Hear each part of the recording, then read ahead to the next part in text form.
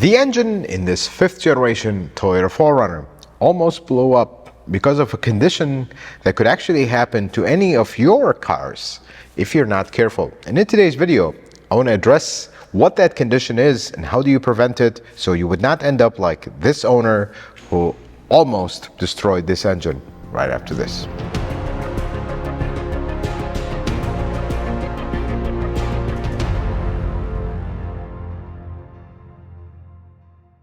The condition in question is called cylinder washdown. Let me explain what it is first, and then we'll talk about what it does, what happened with this car, and how do you prevent it. Gasoline engines, they need a little bit film of oil on the cylinder wall right underneath the ring to operate. Otherwise, there's no oil to go behind the rings and compression to push the rings out, and the rings will have metal-to-metal contact and they will not seal. That's a very important part of a gasoline engine that many overlook. And if you are very old, or you come from a country like I did, you will remember that the easiest way to wash out oil is gasoline. It'll turn it into nothing. It'll just completely wash it off and it's gone. Gasoline engines, when they start cold, they run rich. Modern ones, especially old ones of course, but modern ones, they also do that.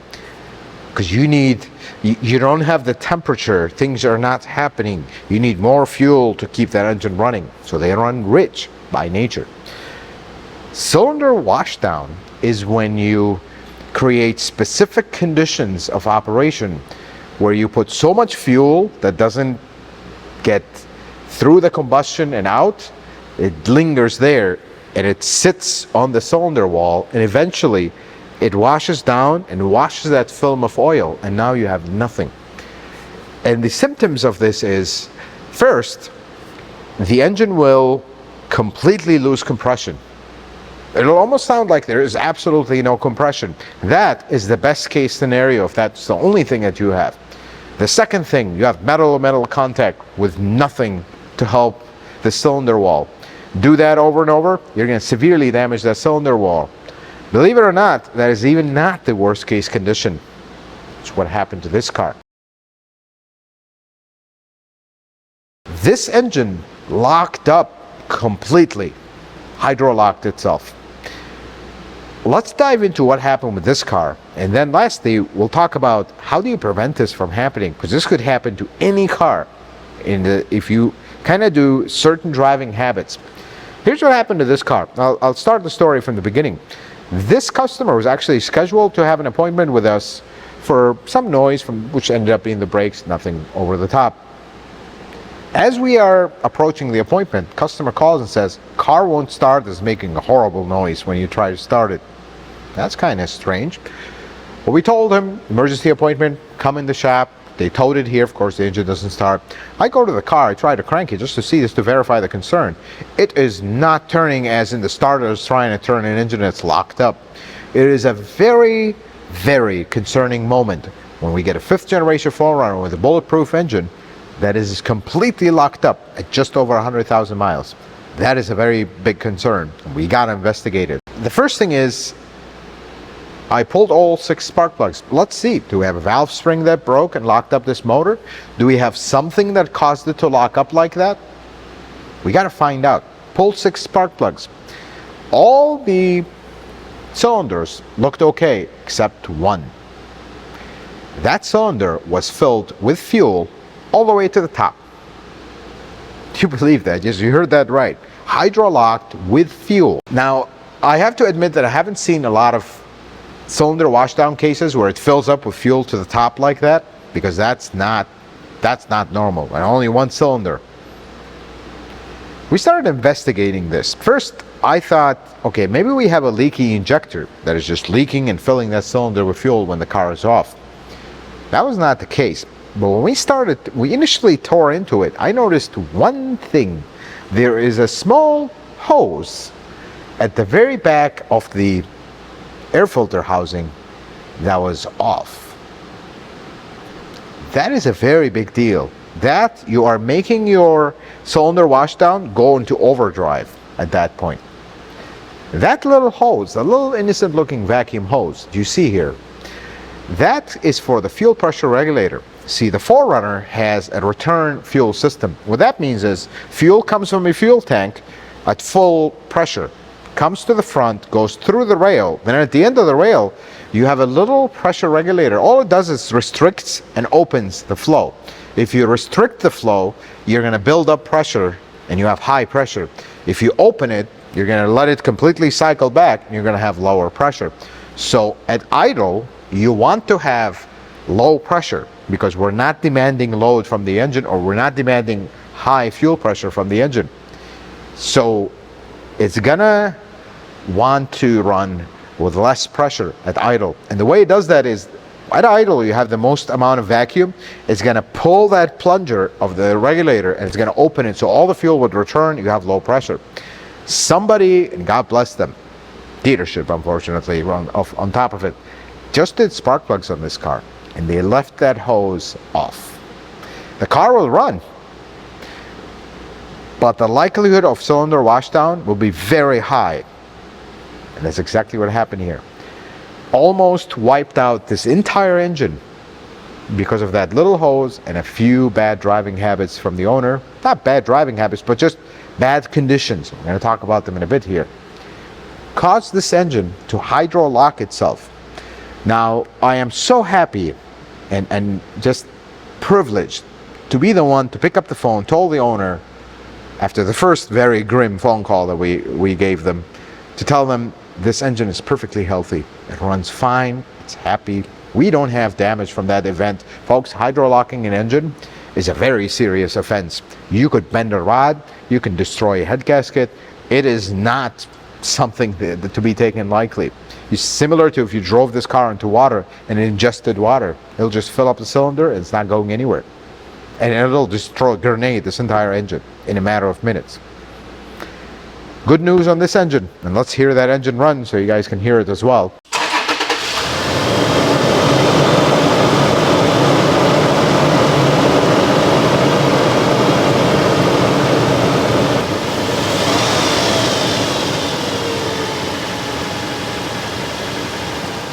The good news are we don't have cylinder wall damage from this very scary event. We don't have a bent rod. It runs perfectly fine, and I'm so happy that that is the case, because the alternative would have been very sad. With that tiny little hose, we have to sacrifice this entire engine. But the most important thing I want to talk to you about is how do you prevent cylinder washdown? Folks, this is very important that you do. So let's jump right into it. So here is how you prevent this from happening to your car, cylinder washdown. Folks, please take this seriously because this is such a big deal.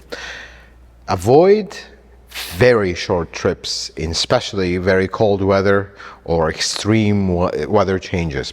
What I mean by extreme short trips is you start the car in your driveway, you back it up, you shut it off. And then you start it again, park it in your driveway, shut it off. Do that multiple times over extreme weather. You start running the risk of cylinder washdown. If you are doing that because you have to, you have a narrow driveway, you have 3 cars, you got to shuffle them every day, at least let the car run. If you're going to back it up, back up another car, then drive this, let it continue to run. It doesn't take much for modern engines to warm up. Just let that engine warm up a little bit so it come out of enrichment.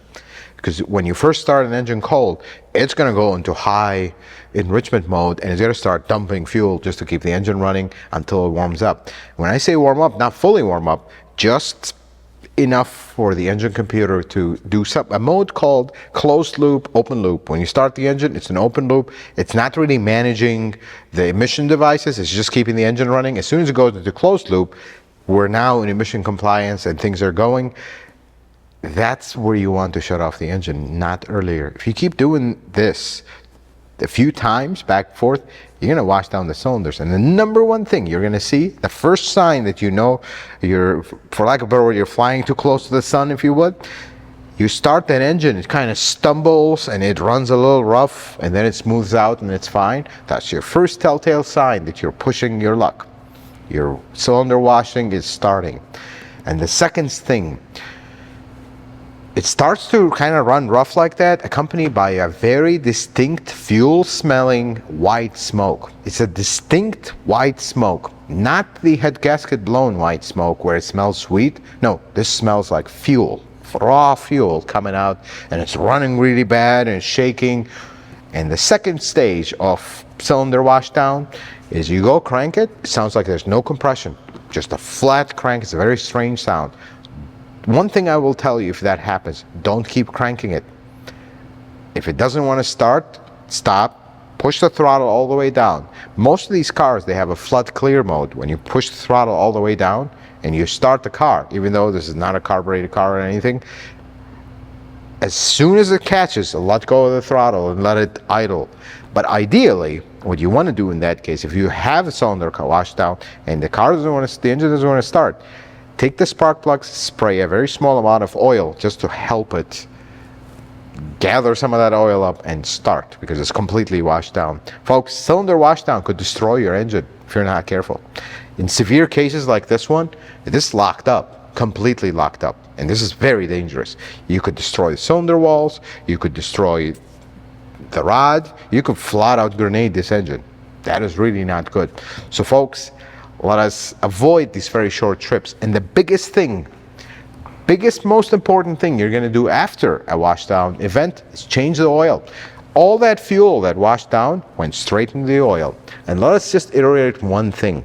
If you all of a sudden notice your oil level went up, we have a problem. The only way engine oil, without any interference from the outside, the level rises is if you're adding a lot of fuel. It's called fuel dilution. Some cars will have that by nature as a problem, but cylinder washdown will also do that. If you notice that, immediately investigate and immediately change that oil, because you have an alarming amount of fuel in that oil.